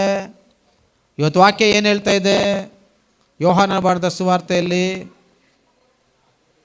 ನನ್ನ ಆಜ್ಞೆಗಳನ್ನು ಕೈಗೊಂಡು ನಡೆಯುವವನೇ ನನ್ನ ಸ್ನೇಹಿತನು. ನೀವು ದೇವರ ಸ್ನೇಹಿತರಾಗಬೇಕು ಅಂತಂದರೆ ನೀವೇನು ಮಾಡಬೇಕು? ಮೊದಲನೇದಾಗಿ ಯೇಸು ಕ್ರಿಸ್ತನ ಆಜ್ಞೆಗಳನ್ನು ಕೈಗೊಂಡು ನಡಿಬೇಕು. ಯೇಸು ಕ್ರಿಸ್ತನ ಆಜ್ಞೆಗಳು ಅವನನ್ನು ಹೊಡಿ, ಇವನನ್ನು ಬಡಿ, ಅವನ್ನ ಸಾಯಿಸು, ಅವನ ಮೇಲೆ ಅಸೂಯೆ ಪಡು, ಇವನ ಮೇಲೆ ಅಸೂಯೆ ಪಡು, ಅವನಿಗೆ ಅನ್ಯಾಯ ಮಾಡು, ಇವನಿಗೆ ಮೋಸ ಮಾಡು ಅಂತ ಹೇಳುವಂಥ ಮಾತುಗಳು ಯೇಸು ಕ್ರಿಸ್ತನು ಹೇಳಿರುವಂಥ ಮಾತುಗಳು ಅಲ್ಲ. ಯೇಸು ಕ್ರಿಸ್ತನು ಏನು ಆಜ್ಞೆ ಕೊಟ್ಟಿದ್ದಾರೆ? ನಿನ್ನ ಶತ್ರುವನ್ನು ನಿನ್ನಂತೆ ಪ್ರೀತಿ ಮಾಡು, ನಿನ್ನ ವೈರಿಯನ್ನು ನಿನ್ನಂತೆ ಪ್ರೀತಿ ಮಾಡು, ನಿನ್ನ ನೆರೆಯವನನ್ನು ನಿನ್ನಂತೆ ಪ್ರೀತಿ ಮಾಡು. ಯಾವನಾದರೂ ನಿನ್ನ ಬಲಗನ್ನೆ ಕೊಡಿದ್ರೆ ಅವನಿಗೆ ಎಡಗನ್ನೆಯನ್ನು ತೋರಿಸು. ಯಾವನಾದರೂ ನಿನ್ನ ಶರ್ಟ್ ಬೇಕು ಅಂದರೆ ನೀನು ಒಳಗಡೆ ಹಾಕಿರುವಂಥ ಬನೀನನ್ನು ಸಹ ನೀನು ಬಿಚ್ಕೊಟ್ಬಿಡು. ಯಾವನಾದರೂ ನಿನ್ನ ಹತ್ರ ಬಂದು ಬಿಟ್ಟು ಕೆಲಸ ಮಾಡಿಕೊಡು ನನಗೆ ಅಂತೇಳಿ ಒಂದು ಬ್ಯಾಗ್ ಅರ್ಧ ಕಿಲೋಮೀಟ್ರ್ ಎತ್ಕೊಬಾ ಅಂತಂದರೆ 2 ಕಿಲೋಮೀಟ್ರ್ ಎತ್ಕೊಂಡು ಹೋಗಿ ಕೊಟ್ಬಿಟ್ಟು ಬಾ ಅಂತ ಯೇಸು ಕ್ರಿಸ್ತನು ನಮಗೆ ಆಜ್ಞೆಯನ್ನು ಮಾಡಿದ್ದಾರೆ. ಹಲ್ಲೆಲೂಯ. ಅಂದರೆ ಯೇಸು ಕ್ರಿಸ್ತನು ನನ್ನ ಆಜ್ಞೆಗಳನ್ನು ಹಿಂಬಾಲಿಸ್ರೆ ಅಂದರೆ ಅದರ ಅರ್ಥ ಏನು? ಒಳ್ಳೆಯದನ್ನೇ ನೀನು ಮಾಡು ಅಂತ ದೇವ್ರು ಹೇಳೋದು ಅಲ್ವಾ? ನೀನು ಹೋಗಿ ಕುಡಿ, ನೀನು ಪಾನ್ ಪರಾಕ್ ಹಾಕು, ನೀನು ಅನ್ಸಾಕು, ನೀನು ಅದು ಮಾಡು ಇದು ಮಾಡು ಅಂತ ಬೈಬಲಲ್ಲಿ ಎಲ್ಲೂ ಇಲ್ಲ. ಬೈಬಲಲ್ಲಿ ಇರೋದೆಲ್ಲ ಏನು? ನೀನು ನ್ಯಾಯವಾಗಿ ನಡಿ, ನೀತಿಯಾಗಿ ನಡಿ, ಒಳ್ಳೆಯವ್ರ ಸಹವಾಸವನ್ನು ಮಾಡು, ಕೆಟ್ಟವ್ರ ಸಹವಾಸವನ್ನು ಬಿಡು ಅಂತ ದೇವರು ವಾಕ್ಯ ಹೇಳೋದು. ಅಂದರೆ ನಾವೇನು ಮಾಡಬೇಕು? ಯೇಸು ಕ್ರಿಸ್ತನ ಹೇಳಿರುವಂಥ ಮಾತುಗಳಿಗೆ ನಾವು ವಿಧೇಯರಾಗಬೇಕು. ಎರಡನೇದಾಗಿ ಆತನ ಆಜ್ಞೆಗಳನ್ನು ಕೈಗೊಳ್ಳಬೇಕು ಅಂತಂದರೆ ನೀನೇನು ಮಾಡಬೇಕು? ಪ್ರತಿದಿನ ಮುಂಜಾನೆ ಪ್ರಾರ್ಥನೆಯಲ್ಲಿ ದೇವರ ಸನ್ನಿಧಾನಕ್ಕೆ ಬರಬೇಕು. ಏನು ಮಾಡಬೇಕು? ಏನು ಮಾಡಬೇಕು? ಮುಂಜಾನೆಯಲ್ಲಿ ದೇವರ ಸನ್ನಿಧಾನದಲ್ಲಿ ಕುಳಿತುಕೋಬೇಕು, ಪ್ರಾರ್ಥನೆ ಮಾಡಬೇಕು, ವಾಕ್ಯ ಓದಬೇಕು. ಮತ್ತಾಯ 28ನೇ ಅಧ್ಯಾಯ 18ರಿಂದ 20, ಮಾರ್ಕ 16ನೇ ಅಧ್ಯಾಯ 15ನೇ ವಾಕ್ಯ 16ನೇ ವಾಕ್ಯ, ಲೂಕನ ಬರೆದ ಸುವಾರ್ತೆ 28ನೇ ಅಧ್ಯಾಯದಲ್ಲಿ ಕೊನೆಯ ವಾಕ್ಯ, ಯೋಹಾನನ ಬರೆದ ಸುವಾರ್ತೆಯಲ್ಲಿ 21ನೇ ಅಧ್ಯಾಯದಲ್ಲಿ ದೇವರು ಪೇತ್ರನ ಬಳಿಯಲ್ಲಿ ಮಾತಾಡಿರುವಂಥದ್ದು, ನೀನು ನನ್ನ ಕುರಿಗಳನ್ನು ಮೇಯಿಸ್ತೀಯ, ಮೇಯ್ಸ ಹಂಗಿದ್ರೆ ನೀನು ಹೋಗಿ ಅವುಗಳನ್ನ ಸಾಕು ಅಂತ ಹೇಳುವಂಥದ್ದು. ಅಪೊಸ್ತಲ ಕೃತ್ಯಗಳು 1ನೇ ಅಧ್ಯಾಯ 8ನೇ ವಾಕ್ಯದಲ್ಲಿ ಪವಿತ್ರಾತ್ಮ ನಿಮ್ಮ ಮೇಲೆ ಬರಲು ನೀವು ಬಲವನ್ನು ಹೊಂದಿ ಯೆರೂಸಲೇಮಿನಲ್ಲಿಯೂ ಯೂದಾಯದಲ್ಲಿಯೂ ಸಮಾರ್ಯದಲ್ಲಿಯೂ ಈ ಲೋಕದ ಕಟ್ಟ ಕಡೆಯವರೆಗೆ ನನಗೆ ಸಾಕ್ಷಿಗಳಾಗಿರ್ರಿ ಅನ್ನುವಂಥ ಹೇಳುವಂಥ ವಾಕ್ಯಗಳನ್ನು ನಾವೇನು ಮಾಡಬೇಕು? ಕೈಗೊಂಡು ಆ ವಾಕ್ಯಗಳಿಗೆ ನಾವು ವಿಧೇಯರಾದರೆ ನಾವು ಯೇಸು ಕ್ರಿಸ್ತನಿಗೆ ಸ್ನೇಹಿತರಾಗಿರ್ಬೋದು. ಹಲ್ಲೆಲೂಯ. ನಿನ್ನ ಜೀವನದಲ್ಲಿ ಒಂದು ಪ್ರೇಯರ್ ಇಲ್ಲ, ಒಂದು ಉಪವಾಸ ಇಲ್ಲ, ಒಂದು ಬೈಬಲ್ ಓದಲ್ಲ, ಒಂದು ಸುವಾರ್ತೆ ಸಾರಲ್ಲ, ದೇವರ ಆಲಯಕ್ಕೆ ಬಂದು ದೇವರ ಆಲಯದಲ್ಲಿ ಆರಾಧನೆ ಮಾಡಲ್ಲ, ಏನು ಮಾಡಲ್ಲ ಅಂತಂದರೆ ನಿನ್ನ ಜೊತೆಯಲ್ಲಿ ಆತನು ಸ್ನೇಹವನ್ನು ಮಾಡಲಿಕ್ಕೆ ಬಯಸೋದಿಲ್ಲ. ನಿನ್ನ ಜೊತೆಯಲ್ಲಿ ದೇವರು ಸ್ನೇಹಿತರಾಗಬೇಕು ಅಂದರೆ ನಂಬಿಗಸ್ತನಾಗಿರುವಂಥ ಸ್ನೇಹಿತನು ಯೇಸು ಕ್ರಿಸ್ತ ನಿನ್ನ ಜೀವನದಲ್ಲಿ ಇರಬೇಕು ಅಂತಂದರೆ, ಮೋಸ ಮಾಡದೇ ಇರುವಂಥ ಸ್ನೇಹಿತ ನಿನ್ನ ಜೀವನದಲ್ಲಿ ಬರಬೇಕು ಅಂತಂದರೆ, ಅನ್ಯಾಯ ಮಾಡದೇ ಇರುವಂಥ ಸ್ನೇಹಿತ ನಿನ್ನ ಜೀವನದಲ್ಲಿ ಬರಬೇಕು ಅಂತಂದರೆ ಆತನ ಆಜ್ಞೆಗಳನ್ನು ಕೈಗೊಂಡು ನಡೆ, ಆತನ ಆಜ್ಞೆಗಳನ್ನು ಕೈಗೊಂಡು ನಡಿ. ಹಲ್ಲೆಲೂಯ. ಯೇಸು ಕ್ರಿಸ್ತನಿಗೆ ಕೇಳಿ, ಅಯ್ಯ ನನ್ನ ಸ್ನೇಹಿತನಾಗಪ್ಪ. ಏನಂತ ಕೇಳಬೇಕು? ಯೇಸುವೇ ನನ್ನ ಸ್ನೇಹಿತನಾಗು. ಹಲ್ಲೆಲೂಯ. ಯಾರು ನಿಮಗೆ ಒಳ್ಳೆಯ ಸ್ನೇಹಿತನು? ಯಾರು ಒಳ್ಳೆಯ ಸ್ನೇಹಿತನು? ಯೇಸು ಕ್ರಿಸ್ತನು ನಮಗೆ ಒಳ್ಳೆಯ ಸ್ನೇಹಿತನಾಗಲಿಕ್ಕೆ ಬಯಸ್ತಾನೆ. ನಿನ್ನ ಹೃದಯದ ಬಾಗಿಲನ್ನು ತೆಗೆ. ಇವತ್ತು ನಿನ್ನ ಹೃದಯದ ಬಾಗಿಲನ್ನು ತೆಗೆದು, ಅಯ್ಯ ನಾನು ಲೋಕದ ಸ್ನೇಹಿತರನ್ನೆಲ್ಲ ಇವತ್ತು ದೂರ ಮಾಡ್ತೀನಿ. ಅವನೆಂಥ ಒಳ್ಳೆಯವನೇ ಆಗಿರಲಿ, ಅವನ ಕಷ್ಟದಲ್ಲಿ ಬೇಕಾದರೆ ನಾನು ಸಹಾಯ ಮಾಡ್ತೀನಿ, ಅವನ ಜೊತೆಯಲ್ಲಿ ನಾನು ಒಳ್ಳೆಯ ಸ್ನೇಹವನ್ನು ಮಾಡ್ತೀನಿ. ಆದರೆ ಈ ಲೋಕದ ಸ್ನೇಹಿತರಿಗಿಂತ ಹೆಚ್ಚಾಗಿ ನಾನು ನಿನ್ನ ಜೊತೆಯಲ್ಲಿ ಸ್ನೇಹವನ್ನು ಮಾಡಲಿಕ್ಕೆ ಬಯಸ್ತೀನಿ, ನನ್ನ ಹೃದಯದೊಳಗಡೆ ಬಾ ಸ್ವಾಮಿ ಅಂತೇಳಿ ನಾವು ಪ್ರಾರ್ಥನೆಯನ್ನು ಮಾಡೋಣವಾ? ನಾನು ನಿನ್ನ ಆಜ್ಞೆಗಳನ್ನು ಕೈಗೊಂಡು ನಡಿತೀನಪ್ಪ, ನೀನೇನೇನು ಬೈಬಲಲ್ಲಿ ಹೇಳಿದ್ಯೋ ಅದನ್ನೆಲ್ಲ ನಾನು ಮಾಡ್ತೀನಿ. ನಾನು ಮುಂಜಾನೆ ಪ್ರೇಯರ್ ಮಾಡ್ತೀನಪ್ಪ, ನಾನು ಬೈಬಲ್ ಓದ್ತೀನಪ್ಪ, ನಾನು ಉಪವಾಸ ಪ್ರಾರ್ಥನೆ ಮಾಡ್ತೀನಪ್ಪ, ನಾನು ಸುವಾರ್ತೆ ಸಾರ್ತೀನಪ್ಪ, ಪ್ರತಿ ಭಾನುವಾರ ನಿನ್ನ ಆಲಯಕ್ಕೆ ಬರ್ತೀನಪ್ಪ. ದೇವರೇ, ನಿನ್ನ ರಾಜ್ಯಕ್ಕಾಗಿ ನೀತಿಗಾಗಿ ನಾನು ತವಕ ಪಡ್ತೀನಪ್ಪ. ನನಗೆ ಒಳ್ಳೆ ಸ್ನೇಹಿತನಾಗಪ್ಪ, ಒಳ್ಳೆ ಸ್ನೇಹಿತನಾಗಪ್ಪ, ಒಳ್ಳೆ ಸ್ನೇಹಿತನಾಗಪ್ಪ, ಒಳ್ಳೆ ಸ್ನೇಹಿತನಾಗಪ್ಪ. ಹಲ್ಲೆಲೂಯ. ಆತನು ಒಳ್ಳೆ ಸ್ನೇಹಿತನಾಗಲಿಕ್ಕೆ ಬಯಸ್ತಾನೆ. ನಿನಗೂ ನನಗೂ ಆತನು ಒಳ್ಳೆ ಸ್ನೇಹಿತನಾಗಿ ಈಗಾಗಲೇ ನಮಗಾಗಿ ಕಲ್ವಾರ ಶಿಲುಬೆಯಲ್ಲಿ ಪ್ರಾಣವನ್ನೇ ತ್ಯಾಗ ಮಾಡಿದ್ದಾನೆ. ಶಿಲುಬೆಯಲ್ಲಿ ಪ್ರಾಣ ಕೊಟ್ಟಿದ್ದಾನೆ ನಮಗಾಗಿ, ಶಿಲುಬೆಯಲ್ಲಿ ಪ್ರಾಣ ಕೊಟ್ಟಿದ್ದಾನೆ ನಮಗಾಗಿ. ಶಿಲುಬೆಯಲ್ಲಿ ಈಗಾಗಲೇ ನಿನ್ನ ನನ್ನ ಪಾಪಗಳಿಗಾಗಿ ಕೈಯಲ್ಲಿ ಕಾಲಲ್ಲಿ ಮೊಳೆ ಓಡಿಸ್ಕೊಂಡು, ಶಿಲುಬೆಯಲ್ಲಿ ಆತನ ತಲೆಯ ಮೇಲೆ ಮುಳ್ಳಿನ ಕಿರೀಟ ಇಟ್ಕೊಂಡು, ಈಟೆಯಲ್ಲಿ ತಿವಿಸ್ಕೊಂಡು 40 ಚಾಟಿ ಏಟುಗಳನ್ನು ಆತನು ನಿನಗಾಗಿ ನನಗಾಗಿ ತಿಂದಿದ್ದಾನೆ. ಹಲ್ಲೆಲೂಯ. ನಿನ್ನ ಸ್ನೇಹವನ್ನು ಮಾಡಬೇಕು ಅಂತೇಳಿ, ನಿನ್ನನ್ನು ರಕ್ಷಿಸಬೇಕು ಅಂತೇಳಿ ಇವತ್ತು ನಿನ್ನ ಹೃದಯವನ್ನು ತೆಗೆದು ಆತನನ್ನು ಒಳ್ಳೆ ಸ್ನೇಹಿತನನ್ನಾಗಿ ಅಂಗೀಕರಿಸ್ತೀಯಾ? ಒಳ್ಳೆ ಸ್ನೇಹಿತನಾಗಿ ಆತನನ್ನು ಕರಿತೀಯಾ? ನೀನು ನನ್ನ ಒಳ್ಳೆ ಸ್ನೇಹಿತನು, ನನ್ನ ಹೃದಯದಲ್ಲಿ ಬಾ ಸ್ವಾಮಿ ಅಂತ ಕರಿತೀಯಾ? ಅಬ್ರಹಾಮನಾಗಿ ನಿನ್ನ ಜೊತೆಯಲ್ಲಿ ಸ್ನೇಹ ಮಾಡಬೇಕಪ್ಪ. ಅನೋಕನ ಹಾಗೆ ನಿನ್ನ ಜೊತೆಯಲ್ಲಿ ಸ್ನೇಹ ಮಾಡಬೇಕಪ್ಪ. ಮೋಶೆ ಹಾಗೆ ನಿನ್ನ ಜೊತೆಯಲ್ಲಿ ಸ್ನೇಹ ಮಾಡಬೇಕಪ್ಪ. ನಿನ್ನ ಶಿಷ್ಯರಾಗೆ ನಾನು ನಿನ್ನ ಜೊತೆಯಲ್ಲಿ ಸ್ನೇಹ ಮಾಡಬೇಕಪ್ಪ ಅಂತೇಳೋಣವ ದೇವ್ರ ಹತ್ರ, ಅಂತೇಳೋಣವ ದೇವ್ರ ಹತ್ರ, ಅಂತೇಳೋಣವ ದೇವ್ರ ಹತ್ರ. ನಾವೆಲ್ಲರೂ ಕಣ್ಣುಗಳನ್ನು ಮುಚ್ಕೊಳ್ಳೋಣ ಕರ್ತನ ಸನ್ನಿಧಾನದಲ್ಲಿ. ಆತನು ಒಳ್ಳೆ ಸ್ನೇಹಿತನಾಗಲಿಕ್ಕೆ ಬಯಸ್ತಾನೆ. ಆತನು ಒಳ್ಳೆ ಸ್ನೇಹಿತನಾಗಲಿಕ್ಕೆ ನಿನ್ನ ಜೀವನದಲ್ಲಿ ಬಯಸ್ತಾನೆ. ಆತನು ಒಳ್ಳೆ ಸ್ನೇಹಿತನಾಗಲಿಕ್ಕೆ ನಿನ್ನ ಜೀವನದಲ್ಲಿ ಆತನು ಇಷ್ಟಪಡ್ತಾನೆ. ಆತನು ಒಳ್ಳೆ ಸ್ನೇಹಿತನಾಗಿ ನಿನ್ನನ್ನು ಆಶೀರ್ವದಿಸಬೇಕು ಅಂತ ಆತನು ಬಯಸ್ತಾನೆ. ಆತನು ಒಳ್ಳೆ ಸ್ನೇಹಿತನಾಗಿ ನಿನ್ನ ಜೊತೆಯಲ್ಲಿ ಅನ್ಯೂನ್ಯತೆಯಿಂದ ಇರಬೇಕು ಅಂತ ಆತನು ಬಯಸ್ತಾನೆ. ಕರ್ತನಲ್ಲಿರುವಂಥ ಪ್ರೀತಿಯ ಸಹೋದರ ಸಹೋದರಿ, ಇವತ್ತು ಕರ್ತನ ಸನ್ನಿಧಾನದಲ್ಲಿ ನನ್ನ ಜೀವನದಲ್ಲಿ ಒಳ್ಳೆ ಸ್ನೇಹಿತನಾಗಪ್ಪ ಯೇಸಪ್ಪ. ನನ್ನ ಜೀವನದಲ್ಲಿ ನೀನೇ ಒಳ್ಳೆ ಸ್ನೇಹಿತನಾಗಪ್ಪ ದೇವರೇ. ನನ್ನ ಹೃದಯದ ಬಾಗಿಲನ್ನ ತೆಗಿತಾ ಇದ್ದೀನಪ್ಪ. ನಾನು ಈ ಲೋಕದಲ್ಲಿರುವಂಥ ಮನುಷ್ಯರನ್ನು ನಂಬೋದಿಲ್ಲ ಕರ್ತನೇ. ಈ ಲೋಕದಲ್ಲಿ ನಂಬಿಗಸ್ತನಾಗಿರುವಂಥ ಸ್ನೇಹಿತನು ಎಲ್ಲಿ ಅಂತ ನೀನು ಹೇಳಿದ್ಯಾ ಸ್ವಾಮಿ. ಕರ್ತನೇ, ಯೇಸುವೇ, ನನಗೆ ಒಳ್ಳೆ ಸ್ನೇಹಿತನಾಗಿರಪ್ಪ ದೇವರೇ. ಅನೋಕನ ಜೊತೆಯಲ್ಲಿ ಸ್ನೇಹಿತನಾಗಿದ್ದಾಗೆ, ಅಬ್ರಹಾಮನ ಜೊತೆಯಲ್ಲಿ ಸ್ನೇಹಿತನಾಗಿದ್ದಾಗೆ, ಮೋಸೆಯ ಜೊತೆಯಲ್ಲಿ ಸ್ನೇಹಿತನಾಗಿದ್ದಾಗೆ, ನಿನ್ನ ಶಿಷ್ಯರ ಜೊತೆಯಲ್ಲಿ ಸ್ನೇಹಿತರಾಗಿದ್ದಾಗೆ ನಮ್ಮ ಜೊತೆಯಲ್ಲಿ ಸ್ನೇಹಿತನಾಗಿರಪ್ಪ. ನಮಗೆ ಒಳ್ಳೆ ಸ್ನೇಹಿತನಾಗಿರಪ್ಪ. ನೀನು ನಮಗೆ ಒಳ್ಳೆ ಸ್ನೇಹಿತನಾಗಿರುವಾಗೆ, ನಿನ್ನ ಆಜ್ಞೆಗಳನ್ನು ಕೈಗೊಂಡು ನಡೆಯುವಾಗೆ ನಮಗೆ ಸಹಾಯ ಮಾಡಪ್ಪ. ನಿನ್ನ ಆಜ್ಞೆಗಳನ್ನು ಕೈಗೊಂಡು ನಡೆಯುವಂಥ ಒಳ್ಳೆಯ ವ್ಯಕ್ತಿಗಳಾಗಿ ನಮ್ಮನ್ನು ಬದಲಾಯಿಸು ಕರ್ತನೆ. ಗಾಡ್ಸ್ ಗ್ರೇಸ್ ಸಭೆಗೆ ಸ್ನೇಹಿತನಾಗಿರಪ್ಪ. ಗಾಡ್ಸ್ ಗ್ರೇಸ್ ಸಭೆ ವಿಶ್ವಾಸಿಗಳಿಗೆ ಸ್ನೇಹಿತನಾಗಿರಪ್ಪ. ಪ್ರತಿಯೊಬ್ಬೊಬ್ಬರು ನಿನ್ನ ವಾಕ್ಯಗಳನ್ನು ಪ್ರೀತಿಸಿ ನಿನ್ನ ವಾಕ್ಯಗಳನ್ನು ಕೈಗೊಂಡು ನಡೆಯುವಂತೆ ನೀನು ಸಹಾಯ ಮಾಡು ಕರ್ತನೆ. ಅದ್ಭುತವನ್ನು ಮಾಡಪ್ಪ, ಸಹಾಯ ಮಾಡು ಕರ್ತನೆ. ಎಲ್ಲ ಘನ ಮಾನ ಮಹಿಮೆ ನಾವು ನಿಮಗೆ ಸಮರ್ಪಿಸುತ್ತಾ ಯೇಸು ಕ್ರಿಸ್ತನ ನಾಮದಲ್ಲಿ ಪ್ರಾರ್ಥಿಸಿ ಬೇಡಿಕೊಳ್ಳುತ್ತೇವೆ ತಂದೆಯೇ. ಯೇಸು ಕ್ರಿಸ್ತನ ನಾಮದಲ್ಲಿ ಪ್ರಾರ್ಥಿಸಿ ಬೇಡಿಕೊಳ್ಳುತ್ತೇವೆ ತಂದೆಯೇ. ಆಮೇನ್.